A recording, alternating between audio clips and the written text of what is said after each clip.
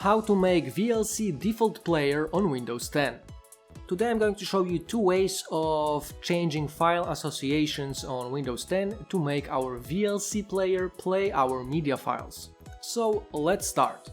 First of all, when we have a video file, this file default player is Windows Media Player, as you can see, so I'm going to show you how to change it to VLC. So the first way would be simply to right click on the video file, and then if you have Open With over here, we need to go to Open With, and then click on Choose Another App. Once we do this, window like this opens, and over here we can choose which app we want to open this media file with. But the important part is below, over here. Always use this app to open this type of files. So for MP4 files, we want to select this and then choose VLC Media Player and hit OK.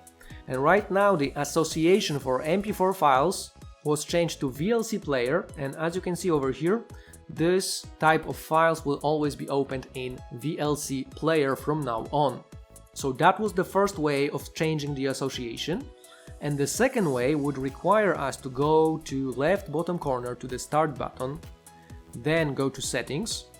Once the settings open, over here from the menu we need to find Apps, and once we go to Apps, from the menu on the left we need to choose Default Apps.